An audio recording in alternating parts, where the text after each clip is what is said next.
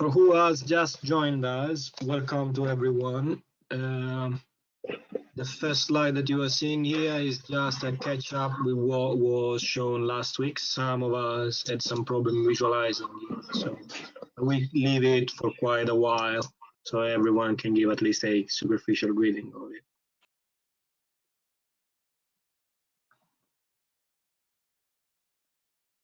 All right, this is the development matrix that we have talked about last week. Now, as we said last week, effectively, this is an oversimplification, a well and done oversimplification. So, defining an athlete belonging to either learning athlete class or experienced athlete or advanced athlete is never so easy and is never as simple. Effectively, as it says in the center, I believe it says it at least, one athlete will always have some skills advanced and developed up to the point of reaching the experienced level, even if he is a learner, or perhaps even at the opposite, some advanced athlete will always have some learner skill, some experienced athlete, backward skill, which is not being developed 100% to the same extent. So a complete linear development of an athlete, it is pretty much a legend. It is something that not really happens. It is on us to evaluate what skills are more advanced, therefore creating a priority list in what becomes an important addition into the development of our athlete. Okay, let's go at the first slide. Welcome everyone to the AGB coaching seminar. This is the second one in 2 weeks. This is the follow-up from the previous. The previous talked about training tools, appropriate versus safe. We have identified a few positive aspects of using training tools, what to do that for, and what are the potential consequences that we can expect from it. Now, as we stopped, from where we finished last week, let's do a short recap about the ultimate goals that we mentioned last week. At the end of the day, we are all aiming at this. This, as we said last week, is a slide taken from the seminar of Kim Yoon-tak. Kim Yoon-tak, for who doesn't know him, is a Korean coach, one of probably the most familiar Korean coach, and director of one important school outside Seoul. Kim basically has written down the majority of the books that are today are the basics for top level archery, Korean and not only Korean. This is what we aim at the end. So whatever we do with our athletes, entry level, experienced level, or advanced level, effectively must tend to these points. An angle of full draw which is pretty much even, and by even I mean with this string arm, which is in line with the line of the arrow. So with our person, with our athlete behind the bow, inside the bow appropriately. And an extension, as you see on the right, which is pretty much talking about forces, how we participate, how we make the clicker going, how we proceed into the bow, if we are talking specifically about recurve archery, of course. And the center of the body on the far left, which is effectively our posture. The resulting of these three variants, it must tend to these pictures, to this ideal. To simplify what effectively means Mr. Kim, we may even just close down in a summary like this. An analysis process, since we're talking about analysis in this seminar, it is about two main aspects in archery. What we are looking for when we are analyzing an athlete, when we are assessing an athlete in front of us, pretty much are two things. Those ultimate goals, in fact, are the alignment, which I call personally lines, which are basically a static measure as we just said, it is a picture when our athlete is at anchor, which tells us how far this athlete goes inside the bow, how efficient this athlete is in aligning his levers or her levers, her arms and her body to the center of the bow. And the dynamic on the right, which is the same as saying movement or forces, that is how our athlete makes this bow working effectively. How our athlete use and spend the force in order to pass through the clicker, in order to make the shot happening.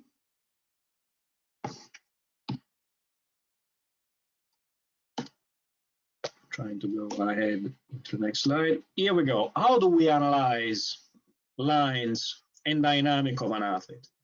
Now, the pictures that you are seeing, they're all athletes who have given us authorization to share their data and their image. They are both over 18. So to make it in practice, to make it very easy, an analysis starts, at least my personal advice is it always starts from a video recording or taking pictures. From where, though? What is significant really to look at? I can see thousands of times people taking around pictures from angles, from different positions of an athlete shooting. But what are we really looking at? We are looking at this athlete from front and from back, because what we want to see is effectively the position of the body around the main axis, which I'm going to explain in a moment. We are taking a picture or a video from the side, preferably from the string side. I wouldn't advise anybody to stand in front of an arrow while an athlete is a full draw or whatever bow is shooting. And from up, the careful observations that follow up from this must lead to evaluate the position that our athletes has around the axis. The axis are the red lines that you see in Danny's picture. He is Dan Thompson. Some of you, many of you may know him. He's been our youth Olympian. He has represented us in Buenos Aires. So these ones are the axes that we are talking about. And what do they tell me? These axes are telling me that his body, his posture is neutral, that he is in the center of this axis. What are the requirements of this axis? This axis, the vertical axis, passes through the center of his head and his belly button. The horizontal axis, it passes through the hips, through the belly button. In this way, I have a picture at least from the front of the posture of this athlete. We said one moment ago that the dynamic is what we go after as well. What is the dynamic? It is the forces. It is an evaluation of the forces that this athlete is spending, is employing into his shot. How can I assume what forces, how an athlete is spending forces into a shot? From the final position. Read the second point, ending position under the careful observations, ending position of limbs and bow tell us how the athlete has followed up, has followed through those forces. It's telling us the resulting point. It's making us noticing that this bow hand that you see into the yellow circle has advanced, so that he is pushing through with the bow towards the target. He's telling us also that his string arm has exploded backward. So it is telling us that this athlete was also pulling through his clicker. In other words, he has a balanced shot. What is the counter proof of it?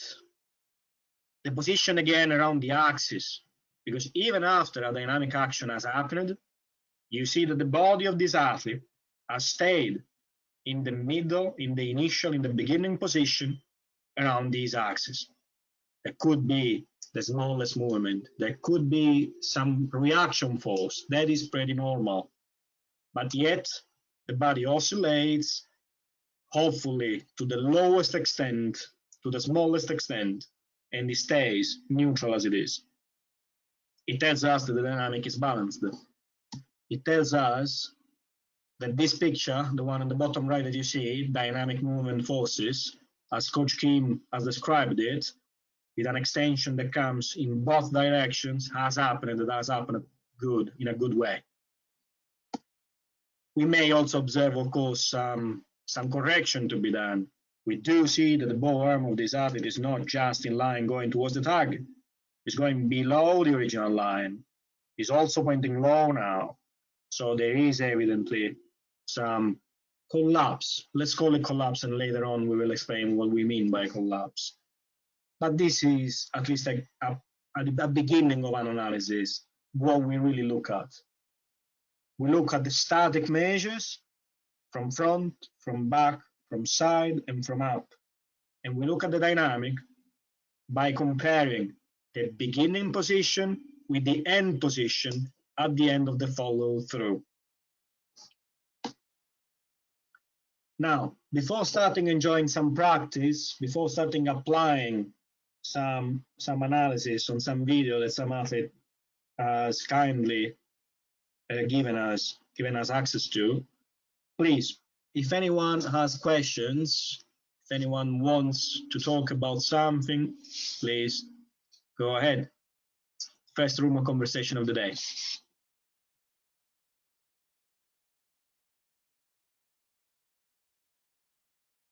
I see already some question here. So someone mic is not muted. Now I think they are.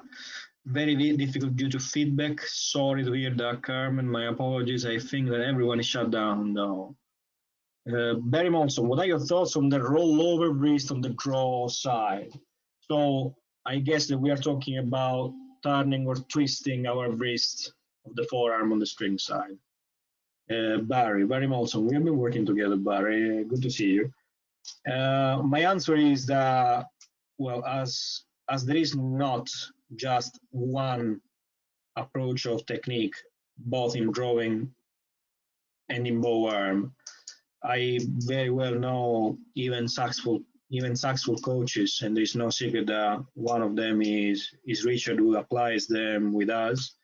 I do not apply because it's not part of my background, but I must say that doesn't make it necessarily something that doesn't pay off. Absolutely, I can prove it later on. Among the pictures that I have selected, you will see at least two athletes at top level I'm talking about, who have effectively quite a noticeable rollover on the string side, and you will see who we are talking about. We certainly cannot say that they are not top level athletes. I must say that, again, I do not use it. I prefer neutral angles. I prefer balance. So everything that effectively is the most neutral possible will save my job later on in future in correcting or in picking up some imperfection in the shot. But this is my personal philosophy. Someone who is more confident in handling a bit more particular and personalized shot may feel comfortable even in recommending some rolled over wrist. David Hutton, care should be taken depending on stance regarding perspective when taking pictures.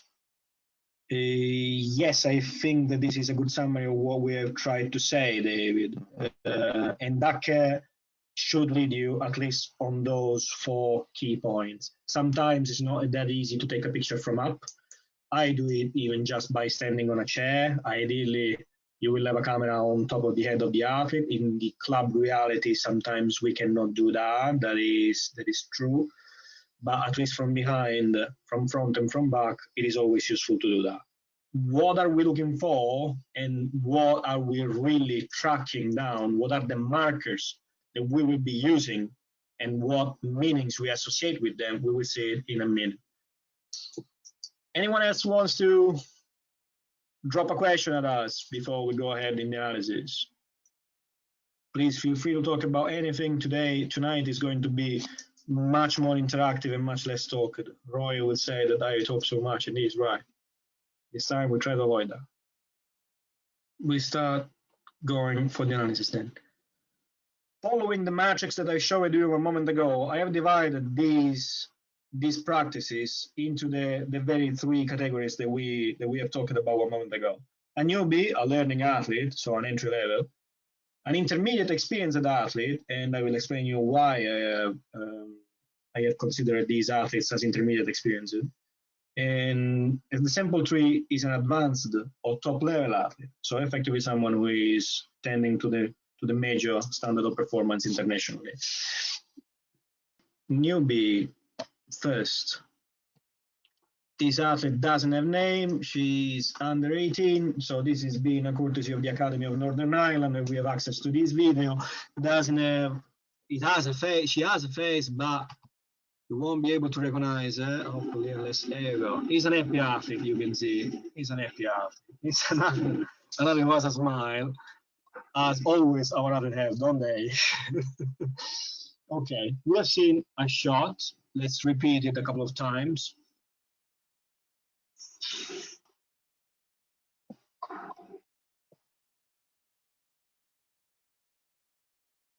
Okay. We have watched it a couple of times with this software. I'll give you a sample of some other software. It is more appropriate to work around it.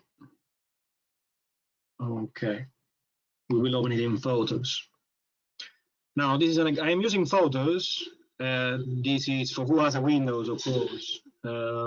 This is quite an easy tool to manage. You can basically draw on it. And for an entry-level analysis that we want to do, is more than enough. Obviously, if we have access to Kinovia, which is an open source, Kinovia, I will write it down for you later. That is a good medium advanced tool. If we have access and we want to pay a license which costs a lot, like Darkfish, welcome to. We have access to those tools, but for this occasion, effectively, I believe it is more useful for us to start from the entry level. So we watch again our video. We see our girl performing a shot. She has a wonderful smile. And apologies, we cannot see the anchor from that, or we won't be focusing on the details for now. As we said, it is a picture that comes from an angle. Does anybody want to give me a feedback about this angle? Is this one of the angles we were talking about one moment ago?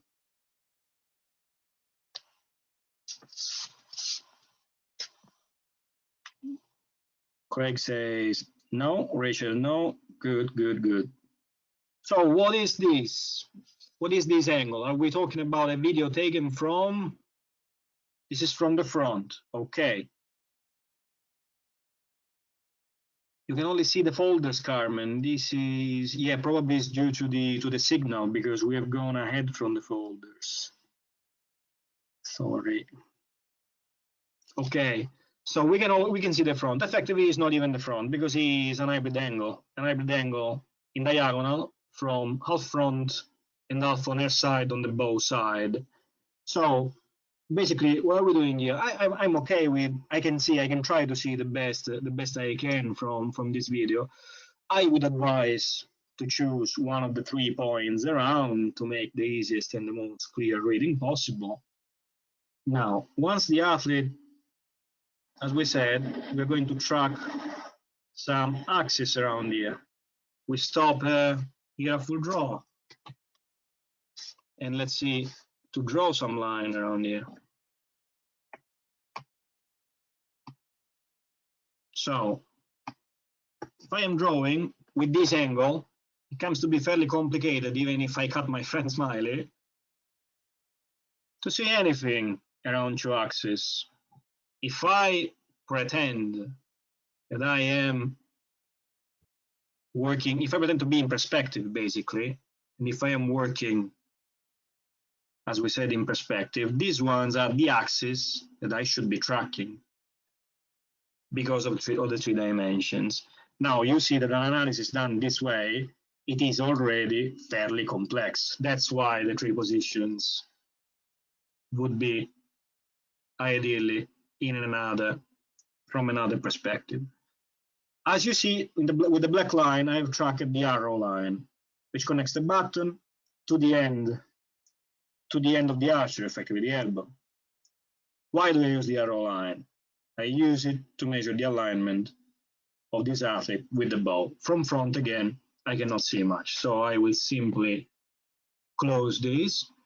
What I can notice from here is just that this athlete has a very well extended bow arm.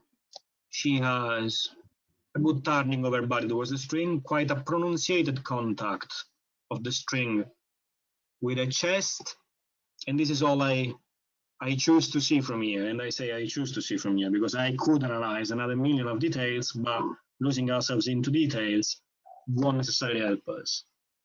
Let's go for another angle.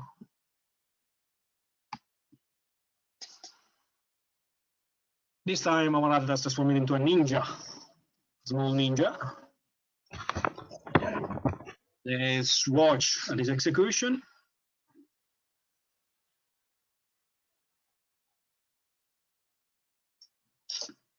Okay, now go ahead. Sorry, I do my best to go back on the following one. Here we go. Okay, so can we see something more from this angle? Is this more useful?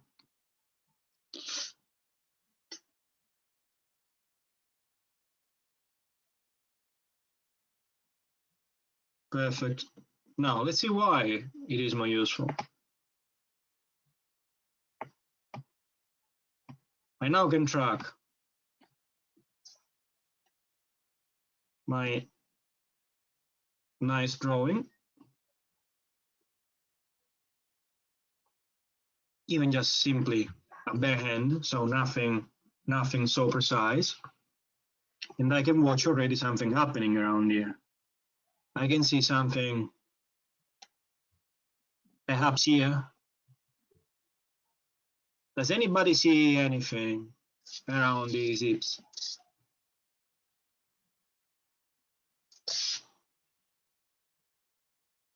What do we see?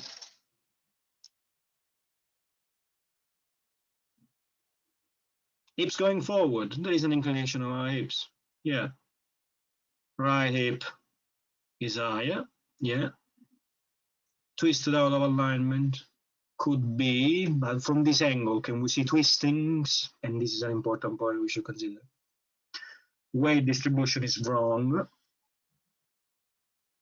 Body not aligned. Draw elbow seems not full drawn. Very interesting. Could show with seeing a little lower.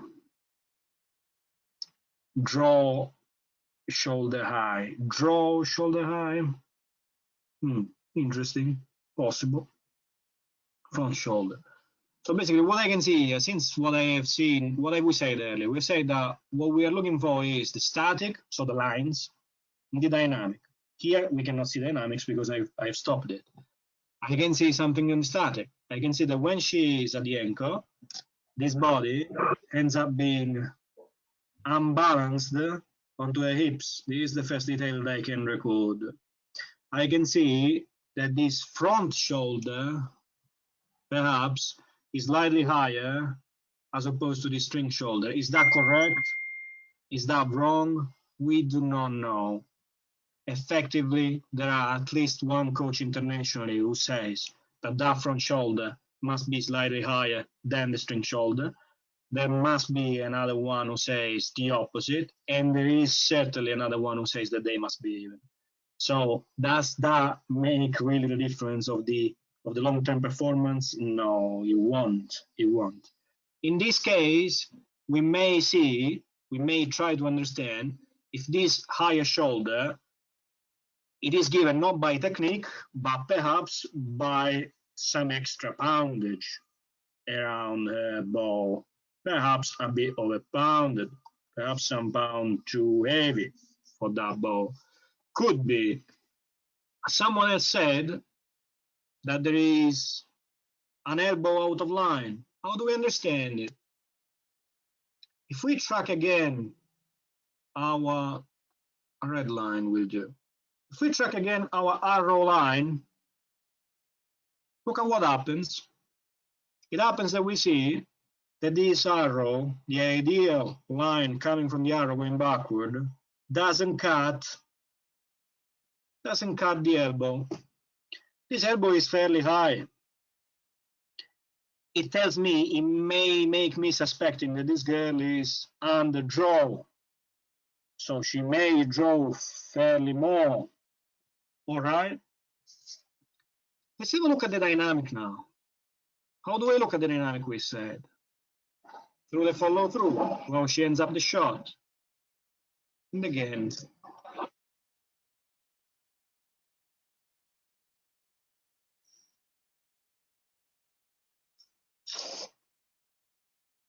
All right. Once again, I stop her right here. This is pretty much the moment when the clicker is about to arrive. And we track something here. We track a marker that tells us, and may tell us, something about how much this bow goes ahead. Something more noticeable, please. There we go, a greenie with a strong line. There we go. Then I go ahead. What do we see about this bow? Where has this bow gone?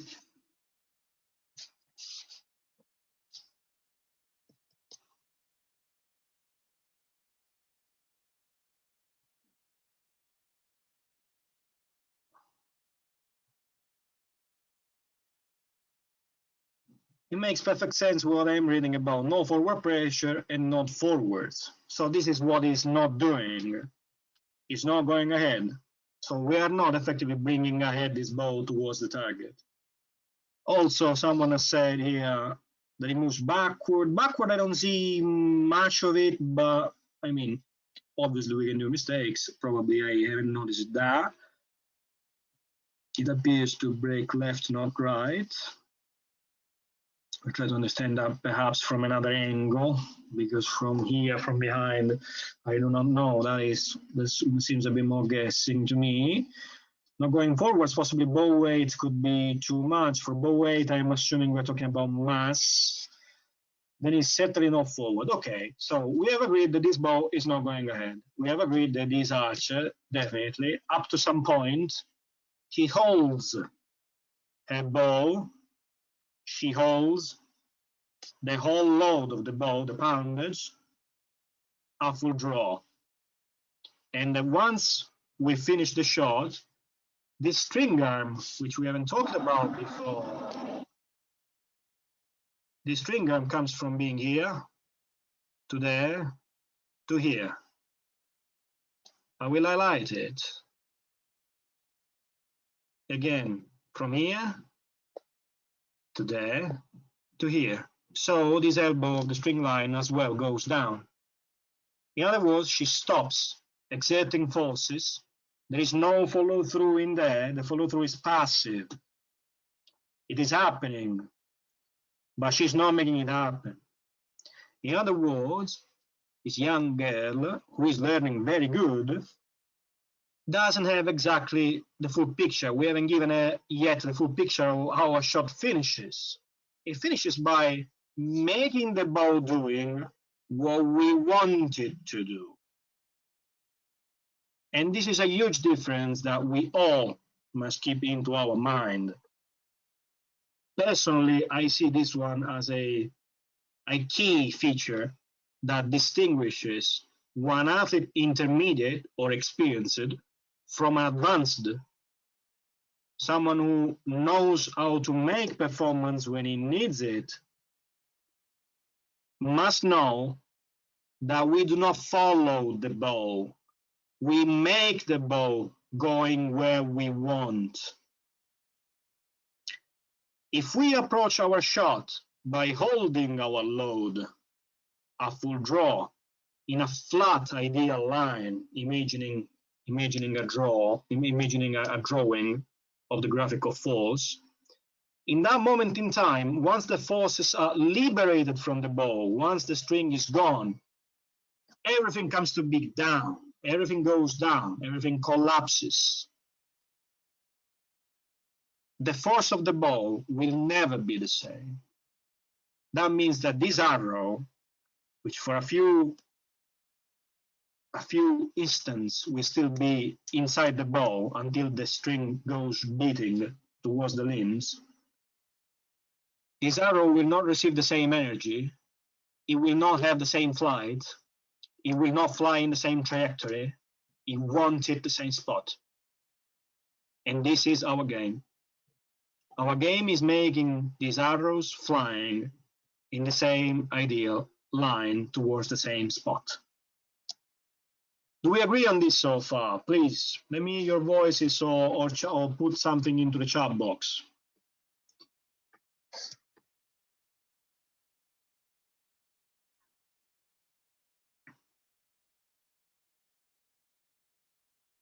Anyone who has doubts, please write it down, challenge. Let's see what could possibly be faulty in this logic.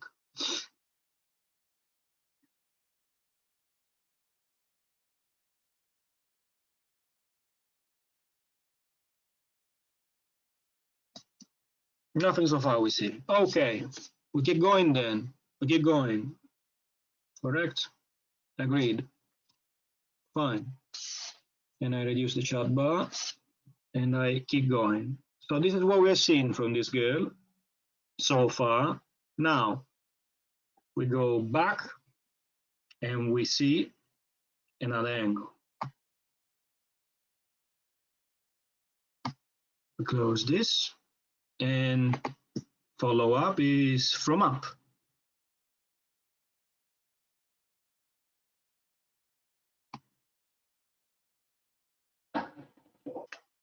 She's back smiley.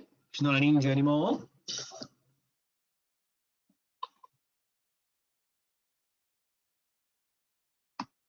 We watched this shot a couple of times. We don't get satisfied with just one look. We keep on looking for it until details come to our eyes. With a more powerful mean of analysis, perhaps we may also affect the speed. It is something we will talk about later when advance the intermediate athlete. At this stage in time and at this stage of development of an athlete, perhaps we may agree that a slow motion won't tell us something really significant. Will tell us more things, but do we need to know more things? I think there are already big things to see here. It can secure us a development. Okay, for the last time.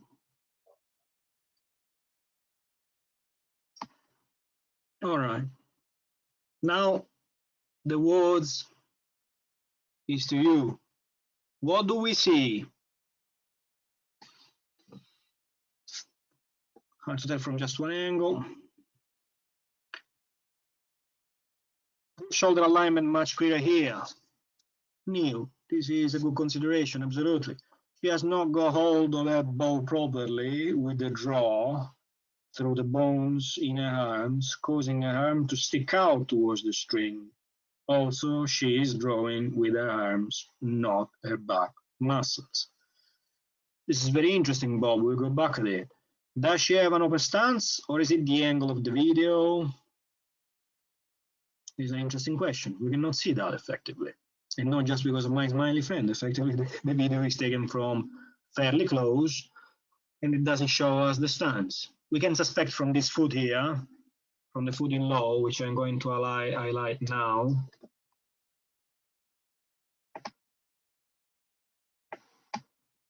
From this, we may suspect that this is an open stance. So at the left foot is fairly behind and squared position as opposed to the string foot. We may assume that. Watching at the hips and thinking back at the hips position that we have seen beforehand, yeah, that may even make sense. I'll open back the chat box. So does she have an open stance? Okay, this is what we have just read. Very quick release and no draw shoulder extension. Interesting, you're mentioning shoulder extension rather than arm extension. Yes, let's see what it means. She's not getting into it onto her back, Colin. There is a movement on the front shoulder. I hope so. I may say, I hope so movement. That depends on where we are going to, but I think I see what you mean. Centigram, poor alignment, Stephen Bonsall, not drawing back muscle. She has hyperextension in the bow arm elbow. Draw hand wrist isn't in line. Draw shoulder isn't rotating. Adrian. Use of just the arm to draw, hyperextension of bow elbow. DFL is out of line, so wedge is not correct. Draw elbow not quite in line with arrow. Here's a high camera, but not above the archer. Shoulder not set, no rotation. It is true that it is not exactly above the archer. Poor shoulder alignment and the rotated elbow under drawn. She wasn't correct and misalignment follows. It might be the angle of the camera, but his head leaning forward. I would say more backward perhaps. If basic posture stance isn't correct in a line, then everything else is very difficult to get correct. Posture looks twisted. Okay, so for basic posture being correct, I think I am assuming that we are talking about the neutral position of basic posture that Mr. Kim was saying into the ultimate goal slide that we have seen at the beginning. So with this axis cutting in the middle. Would like to see from front. Unfortunately, we haven't got the video from front. If the draw wrist is bent. In this case, we won't have that detail available.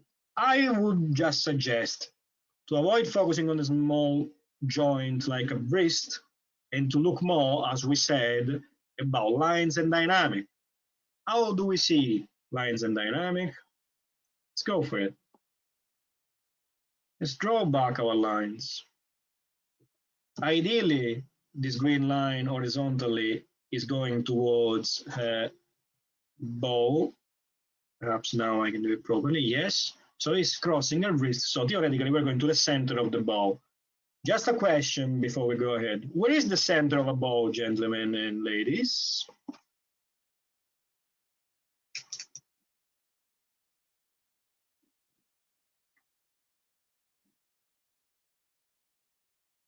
A lot of silence. Pivot point. Okay. Where is the pivot point, Dave? The pressure point is the center of the bow. Arrow.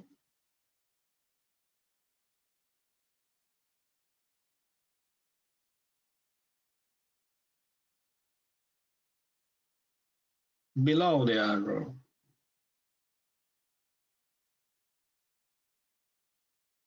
Arrow pass button is the center of the bow. Was for Adrian. All right. It is essential. It depends. By what it depends? By what does it depend?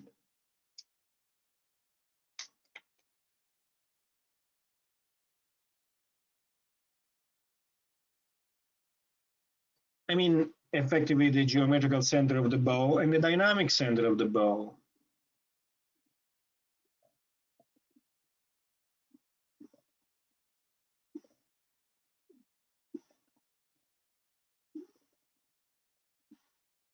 In which axis? It is a perfect question.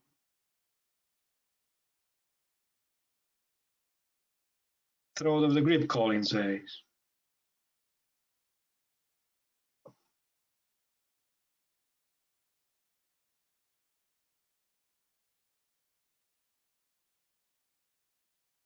Okay. So to answer in which axis, does it depend if the archer is using split finger or three-hander? For the dynamic, I may say the jihad as a point, but yet, since we are talking about the bow only, not the bow plus the archer, which is something important and we need to consider here, the bow only, the center is always in the same place for our river bow. And what I'm talking about is without using complicated biomechanical names of planes. Otherwise, we start talking about sagittal, frontal, horizontal, and everyone gets confused, myself as well in biomech. We're talking about the ball, looking at the ball from behind. When we draw the ball, effectively, the center of the ball is the pivot point. What is the pivot point? It's the center of a lever. So it is the deepest point of our grip. It can be farther down in the center of our palm, but that depends by the geometry of the ball. There is some tolerance in there, it depends by the design. Again, the center is there. It's not the arrow, unfortunately, we may say, because that center is the most efficient point and even the less perturbated point. The arrow is slightly more exposed because it's above the center. If the arrow was the center, the arrow would be passing through our hand, and it cannot do that. It would be quite harmful. It is on top of it. Hence why we have quite a careful process to set up bows, knocking points, stillers especially, which makes the bow compensating this misalignment. This is important. The center of the bow is there. So if I am looking at this line, which is getting through her wrist, I am looking for the center of the bow. So this center of the bow here, theoretically here, the picture cuts too early, as opposed to this point, makes an angle, let's use another color, in red, makes an angle that we want to call alpha. This angle is the measure of how hard it is for us to pull this bow. And how much we are also loading our string arm for, say that. And how much the string arm is keeping being engaged, over-engaged, especially here at biceps, which we may see already here, quite a contraction. And how much stretched are staying these muscles behind the scapula. Therefore, yes, there is an analysis, there is a condition in here where my girl here is probably overusing her string side. And I will tell you more. What about this? What about the hips that we said in the first picture? That makes also a body leaning naturally on the string side.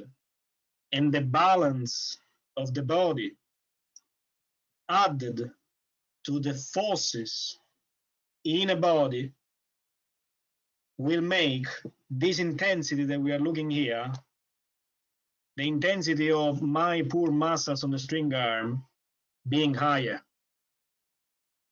In other words, she's shooting 30 pounds. Her perceived poundage is very likely much higher than that. And the opposite on the bow arm cannot be said, because the bow arm is passive, as we said, as we have seen from the dynamic analysis. The bow arm is passive, the string arm is overworking. The result is that the bow falls straight down together with the arm, and it doesn't go to the bow, doesn't go to the target. It means that this extension is not even. Are there any questions so far? Do we want to make room for some more conversation about it?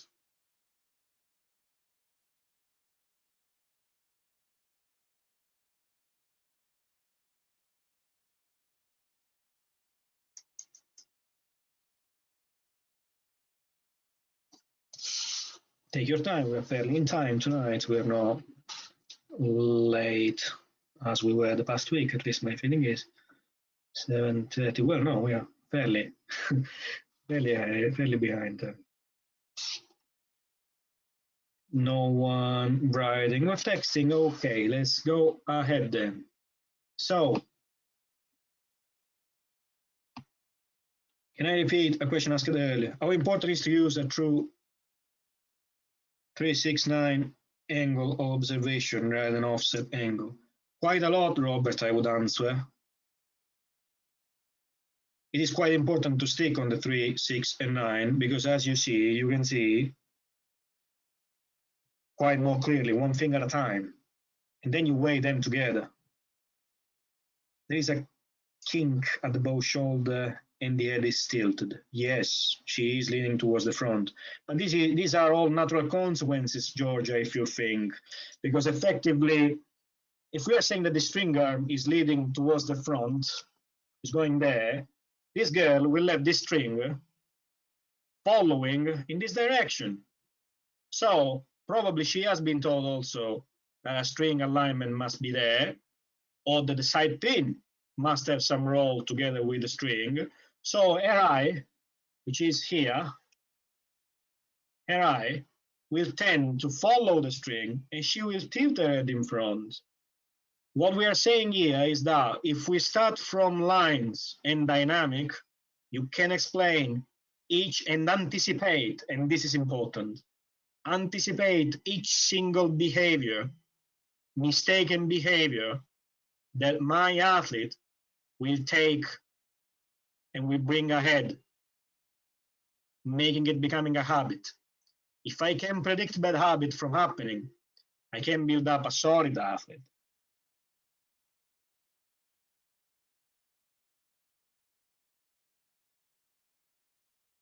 Graham, without seeing her feet, you don't know if her hips are following her feet or twisting independently. Yes, I don't know it, but at this moment in time, I have major fishes to fry. Because there is a misalignment from the upper body leaning on the frontal plane, on the side, leaning on the string. I see that there is an imbalancement of forces between front arm and back arm, front shoulder and back shoulder. It's evident as well. So I have everything that I need to know. What do I need to do with this girl? I need to teach her this. I need to teach her a dynamic shot. How to bring ahead the bow arm also while extending, after extending, delivering the bow arm ahead. That will simplify already a lot of things, including the leaning backward on the other plane. And I will explain you in a moment why including the leaning backward.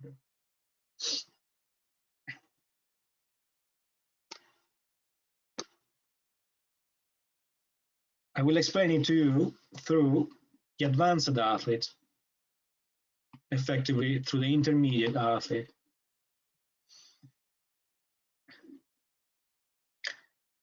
Another kind athlete has allowed us to share her videos and their development into our path, into our pathway, Megs.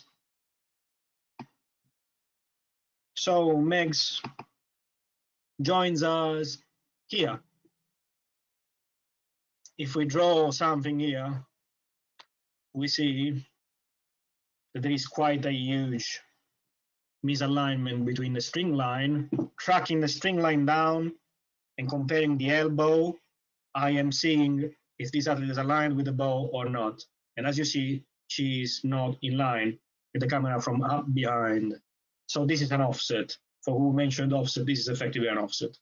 For simplifying the job, a starting level, a club level especially, I would always say 369 to answer to you, but this is an offset, an example of offset that you were saying. This is Megs when she starts.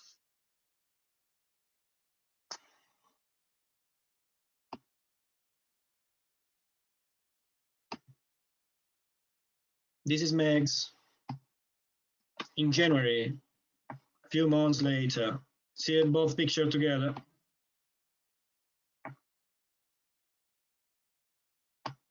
Is this elbow closer to the string line?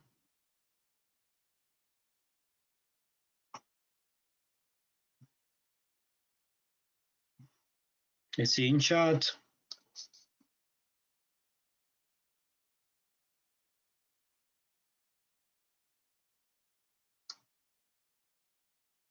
She needs a little work, but where to start? Deviator. Balance should be through the center of the arc, forces backwards as well as to the target. Looks better. Yes, yes, yes. Second image not directly behind, but look a bit better. Yeah, because even if she is not directly behind, it's true there is an offset in there because there were other athletes. My apologies, there was meeting in the video. There were other athletes in there shooting, so I couldn't exactly stand in the proper point. But there is always one truth, that there is the tracked arrow line down here, even if it is done in bare hand. So this tracked arrow line gives me one reference point. That elbow, the distance between the arrow line and that elbow, is going to be pretty, I'm not saying precise, but it will give you a fair idea. But even if it is at the same distance as in the first picture, please notice that in the second picture, she has also a bow, which is 4 pounds higher, plus a band of a further 4 pounds added. So that is the distance between the elbow and string line at her own poundage at the beginning, and this is the distance of the elbow plus 8 pounds 8 months later, 6 months later. What is it? September with January, so 4 months later. What are we saying here? Moving on from the previous analysis of the newbie girl, we are saying that by teaching her the dynamic, so by prioritizing that dynamic, we have made our job easier in teaching her the posture. How do I prove this? With this turn, with this arrow making the turn around. That means that by pushing and by teaching this girl how to open her bow with her body, so with the front arm opposing the direction, opposing the force pushing her, by teaching this girl this, the body has turned, has also pivoted around the head axis. And I have taught her 2 things without even mentioning it. Do we remember from the previous seminar what the good outcomes could be if we can touch 2 or 3 multiple skills at once, subconsciously, rather than by express and direct teaching and coaching? This is what we have done here, which allow her to be even more efficient, plus 8 pounds, and this is shooting at the distance. At the first one, she is also shooting at a short distance.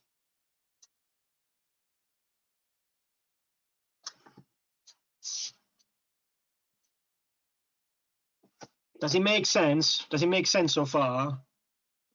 Is it clear what we have said?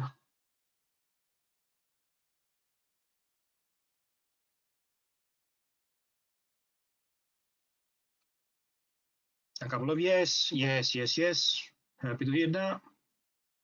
David Holland, Andrew Kelly. Yes, thank you. Perfect. Barry, yes. Yeah, Barry, I'm sure, yes. We built up 2 together. Definitely. Battersby, yes. Vlada, yes. Perfect. So what we have said, to make it really clear, extremely crystalline, it is that dynamic takes priority. Does it mean that I don't care about posture? No. Posture comes immediately, immediately and consequently. Forgive my poor grammar skills tonight. I'm pretty sure that Roy is already making fun of my Italo-English. Dynamic takes priority, and posture comes immediately and consequently to the dynamic. Nope. No, you're saying nope. No, you wouldn't do that. It's fun anyway. It's fun even when you do that. Okay. Any questions so far? We can we move to the advanced otherwise?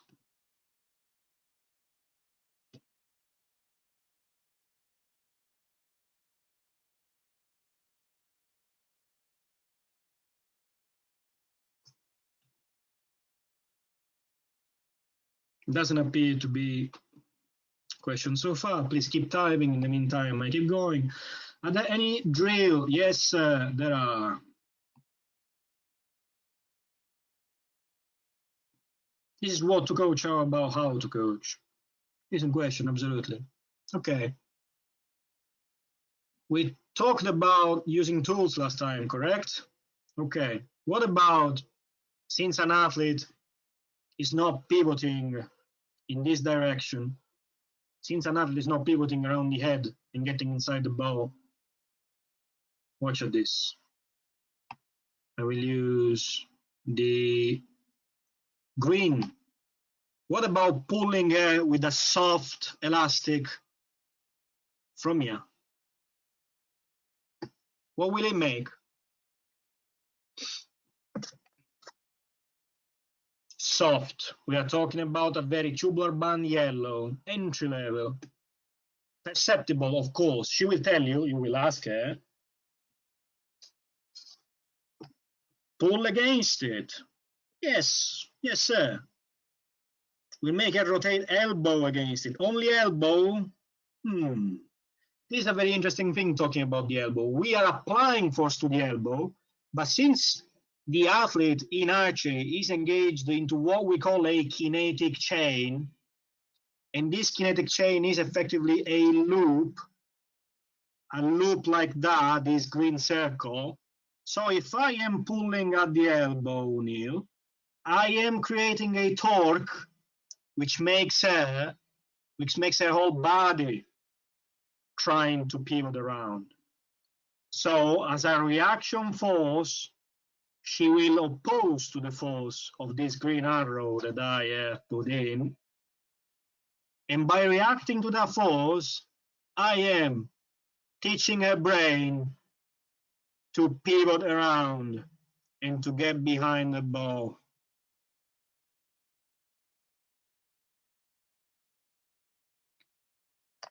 How long do I apply this for? How many times do I repeat it? Encourage her to move the way you want to as a reaction. Tony Fry, 100%. Cause her to resist it. Yes, Gerard. I would say also that it would cause her to try to win against it. She will resist. Yes, Barry. But resisting is not going to be the end point because I will teach her also how to move through that force that I apply, not how to hold against that force. Because if we are teaching them how to hold against that force, we are creating again back the conditions of the newbie archer who is holding the bow at full draw at anchor and who is just trying to hold that position once the string is gone. While what we want is what? What we want is them passing through it, extending through it, creating a follow through which is active, meaning we want them to make the bow obeying to them, to deliver the bow where they want the bow to be, not to follow the bow when it falls and spins.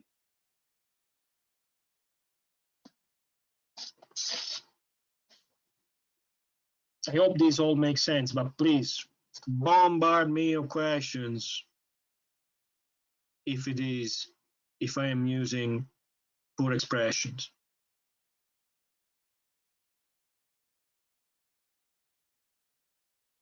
All making sense. I like it. So this is one way of coaching this as example, correct? Okay, so far.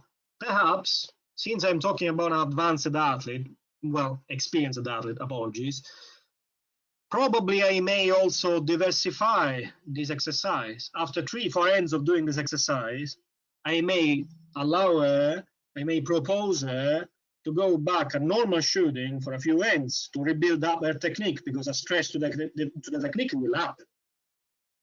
And as a follow-up exercise, I may very well apply another force, a different exercise, so we avoid boring exercises, as we said the past week. Confront to that. We avoid boredom, and we change point of attention by installing a force there. Another very light force, even lighter than before, at the bow and wrist. Why lighter than before? Because the farther away I apply a force, and the more momentum I am applying onto her body. To talk easily, it becomes harder, it becomes more intense, and it becomes more dangerous. So again, confront to the past week what we said, always careful considerations and a deep analysis on what the background of the athlete is, what her literacy of movement is, what her basic fitness and strength is, before we embark into this kind of adventures. Could this be another exercise? Will it cause a positive effect or a negative effect?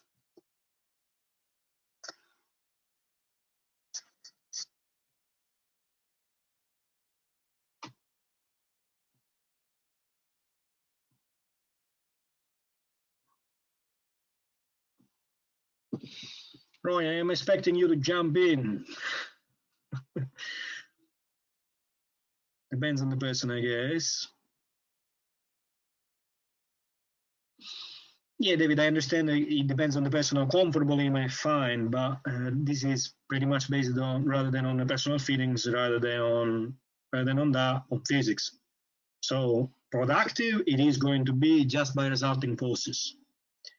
How comfortable it is going to be, it's better to evaluate carefully if it is appropriate, as we said last week. Generally positive. Negative at the front, but positive at the string elbow. All right, lads. I am afraid that this is going to be the opposite effect, and you fell into a trick. Because if I am creating a pivot, if I want to create a pivot, what I'm pulling her from is from there. She will try to resist to that, she will try to win to that, and the opposite that I am looking for is going to be in that direction. The yellow is her response to that. So I am inviting her to get further behind the bow.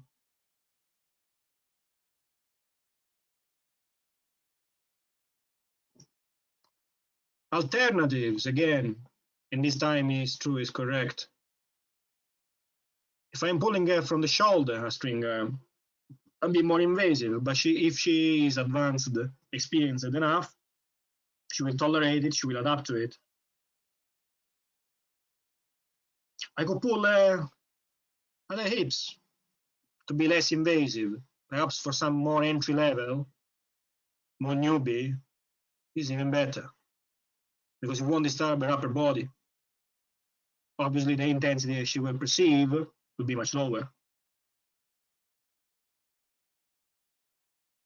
I can do the same on the front iliac crest, front hip, in the opposite direction. You see how many potential exercises we have just found? If I dedicate now one session on this athlete on posture and balance, it means that I can change per each of these green arrows, including the elbow of before, 1, 2, 3, 4, 5 exercises at 3 ends each. We said one moment ago, we done an hypothesis of dedicating 3 ends per each exercise. It makes already 18 shots per each of these exercises, plus the stations where she gets back at normal plane shooting to restore technique, to rebuild technique, and it doubles it up. In other words, we have provided a task-oriented, a focus-oriented session to an athlete for 1 hour, 1 hour and a half, instead of just barely shooting the same repetitions at the same distance until this poor girl doesn't go away crying or doesn't just crave any excuse to run away from the gym. Can we agree on this?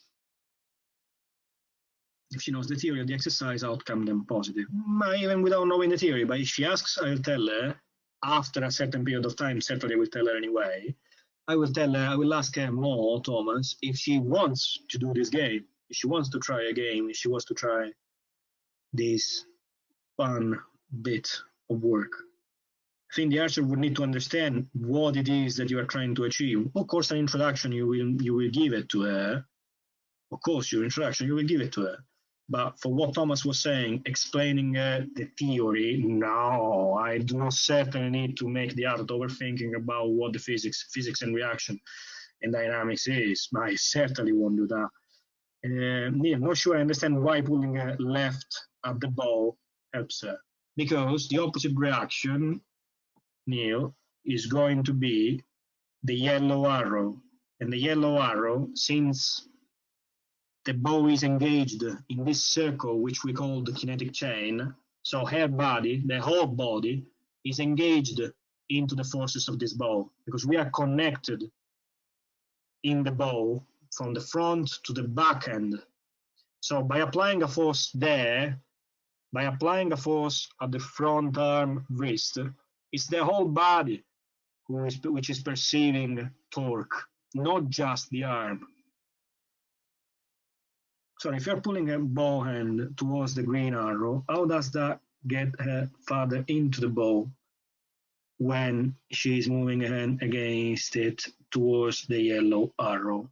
As we said, because that, since she is engaged in this force, since she is engaged into a bow of 42 pounds in this very moment in time, is the whole body passing through the core, which is helping her to keep this bow open at anchor. So by applying this force here, this one that creates this confusion, it's understandable this confusion, is correct. Huh? Effectively, the whole body is trying to respond towards the yellow line, not just the bow arm. If I was doing that with that zero resistance, so without her bow into her hand, she would react almost exclusively with the bow arm. But this is not the case because she has the string of full draw. Kinetic chain can be a bit of a complex definition. I'm sorry if I have thrown at you this ball a bit more complex than what it should be. Let's assume that this one is not an exercise to be done then. Let's avoid exercises at periphery for now. Let's focus on the body, on the center of the body, which is safer for the athletes, safer for us, and we are all in better condition, in safer conditions in this case. I would never apply a force to an archer in case they sustain an injury and put a claim against me. I place my hand on her elbow, if she agrees, and ask her to push in the direction I'm looking for. Is this similar to last week's wind resistance? Yeah, Jim, I mean, it's completely understandable. You won't apply a force onto a person that doesn't agree with you doing that, of course. So claim only if you apply if you give a reason to claim, but effectively explanation, first of all, and making her feeling safe and confident in what you're doing, that should prevent from any incidents to happen. But always what will make incident preventing is the good sense behind. So we are talking about forces extremely light. We are talking about an investigation done by you beforehand about what injuries have happened in the background, an assessment on the fitness status. If you don't feel that is possible to be done, at that point, don't apply the force. Correct, 100%. Stay in your comfort zone, 100%. To consider, though, that even by instructing her to push towards one direction, you're asking her to do a conscious action. It is direct coaching. As we said last week, direct coaching may pay to some extent, but for how long, that is a question mark that we have raised last week. Is this similar to last week's wind resistance? Kind of. Yes, the principle is the same. The principle is the brain. The principle is the brain in reacting naturally, spontaneously, towards the opposite direction of a force applied. If I am trying to push an athlete from her chest to make a falling, she will automatically react against my hands to hold the balance, to hold her position, or to win against it should I interrupt it, but she would fall and that wouldn't be pleasant.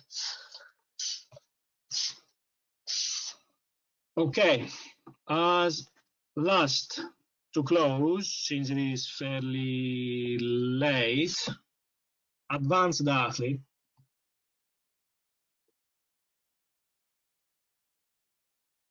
This is going to be ready first, because these ones are just samples, basically. One of our wonder kids, Alex, is an application of what we have just talked about. If I have an athlete who is leaning a lot on the string side, probably I gladly apply a resistance in this direction, as you see, to make it contrasting. Let's see that again.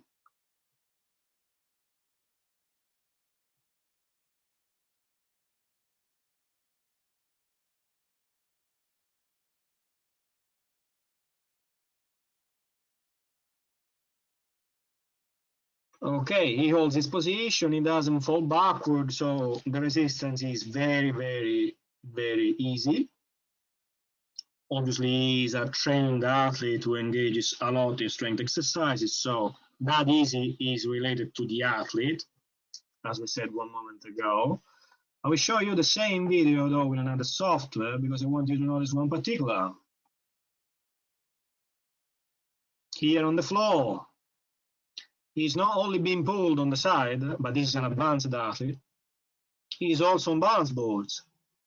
So in other words, I'm creating the basis in case he sways, in case he has a collapse towards me, to feel that sway bigger, exacerbated, and to react against it. So I'm cross-combining 2 games with him. 2 tools of training. Any thoughts on that?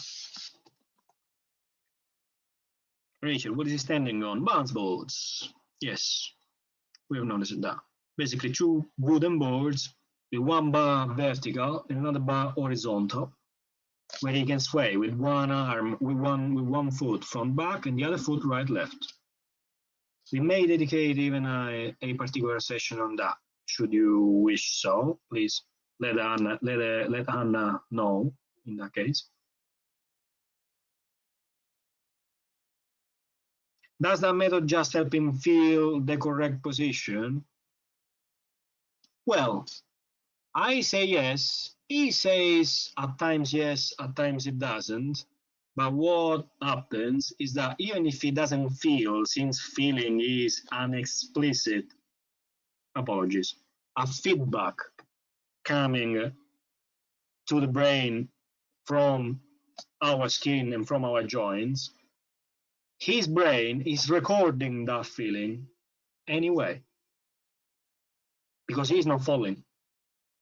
Should he not feel anything in this moment in time, not realizing that there is a strength applied to his body, pulling him away from the target, he will fall on the floor.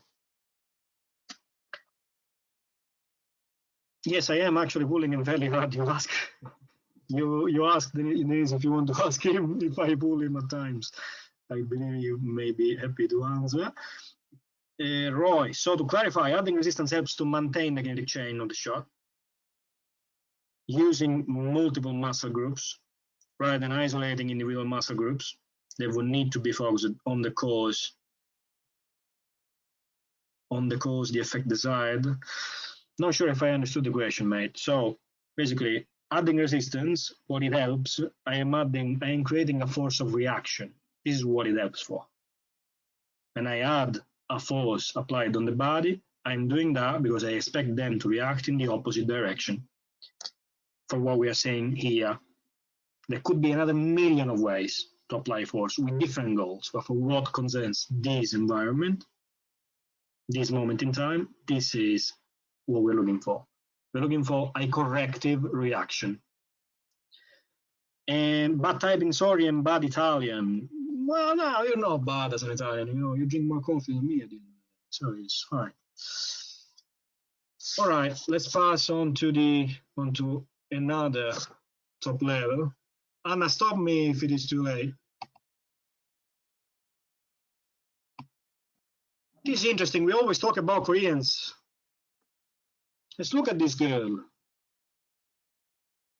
Her name is Jeon. Top level Korea. This is the Asian champs when I was head of Thailand. It's a slow motion video. Someone has mentioned a rolled over wrist earlier.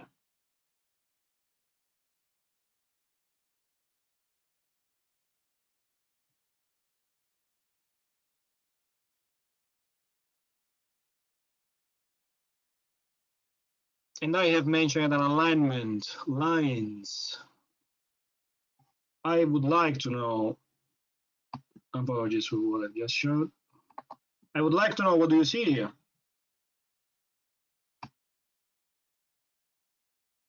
What do we see in this Korean girl?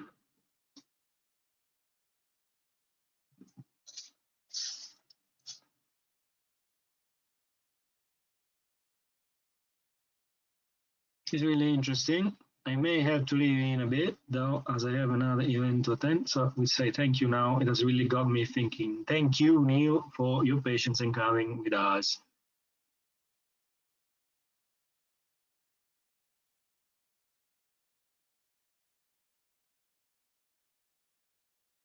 What do we see in this Korean young girl, Jeon, barely 678 points at 70 meters in the wind of Bangkok in November?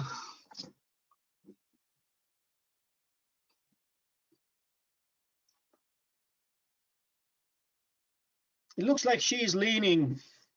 Yeah, it does, doesn't it? Arched back. Well, we cannot see that honestly because of the shape of the shirt, but there is a suspicion of that.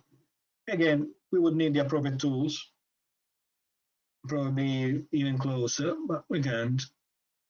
They transfer onto back, draw wrist rotates on release. Yeah, even perhaps even earlier than release, perhaps even when she pulls, she appears to be leaning.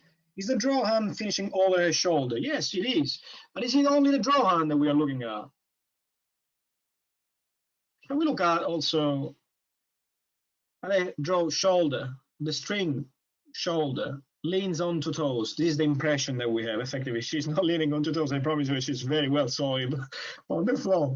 But yeah, she gives you this impression. Back elbow is out of alignment. Look at this bomb. We have just said that a Korean, the almighty gods of archery, have a string elbow out of lines. Let's track a line here. Let's see if this is true.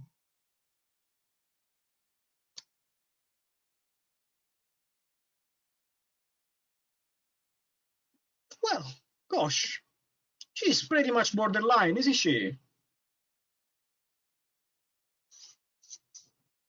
Not perfect, we would say.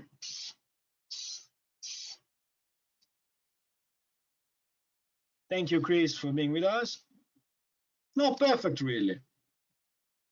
But look at the string arm and string shoulder, as we said one moment ago. At this moment in time, look at what swing and what... Yeah, I'm reading the comments. Excellent, Barry.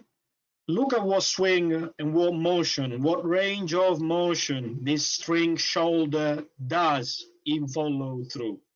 Look how long she keeps spending her time into following through. Where are these forces then? What point of dynamic, what assessment of dynamic do we give to this athlete?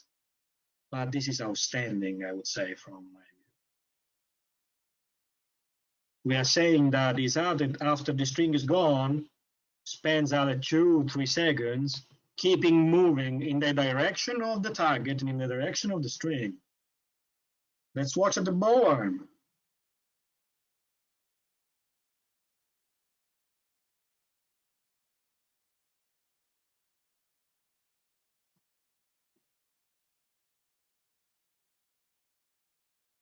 as Barry said, bow drives to the target.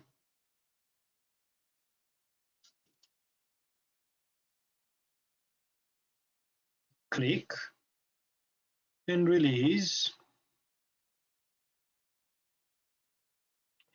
That bow arm is still spinning. That bow is still spinning. That bow arm is keeping going. Now she stops.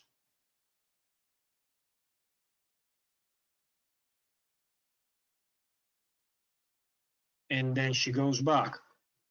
Outstanding how she coordinates with the spinning of the bow. We realize how much she knows that movement, how many times we may esteem she has repeated that. Because look at that. She just finishes the bow spinning. While the bow is spinning back, she is already returning her body to let the bow falling back in place. That is a level of proprioception, a level of awareness, body awareness that is incredible. Right, wrong, we don't know that. We don't want to assess that.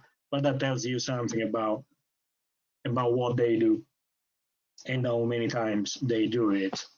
So this Korean has a rolled over wrist. This Korean may have almost also an out of line anchor position, but if we magnify, we will see that the anchor is still there. Where is it? Go away. Show me the. And I cannot zoom, unfortunately, in this software. So we can see that when she's at anchor, in this point,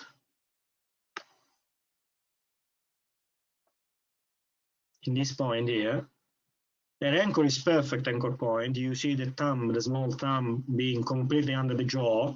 There's no gap whatsoever, although the elbow is out. Therefore, we can only assume, and there is only one chance, knowing human joints, that that wrist is bending to allow a full anchor. Is that correct? For what our standards say, no, it isn't. But does it pay off in performance for her? Yes, it does. It is doing it quite outstandingly, if you think who she is. Quite outstandingly. What does it tell us? Again, it tells us that dynamic takes the priority on static lines and on details of technique, because the dynamic that this girl has is outstanding, and that secures her that she will deliver the arrow in the right spot of the target. It secures her that she will have a group big like this. And keeping on a group big like that will allow her performance in whatever condition. So if it works, use it. As long as it obeys to some good sense, which is, again, dynamic and alignment. So if it works, but the physics of the bow is satisfied, and we are obeying to the basic laws of how a bow works, yes, is it a bit strange? Is it an adaptation that an artist has learned over years and years, talking about top levels? You will keep it there. I won't go to a top level and I will dismantle her technique because of something not obeying to the common shared guidelines reading on the books. But I will use certainly a different rationale when it comes to an artist who is a newbie or an experienced athlete was just shot for a few years, because I will try to address the things in the most efficient way possible. All right. It is 8 p.m. We've been 90 minutes talking each other, chatting and talking each other. I do not know. We may proceed as long as you want, because I've got videos and I've got dozens of other files that I may share, but I feel that it's time for everyone. Take a rest and think about all these things. What do you think, guys? I see a lot of thank you.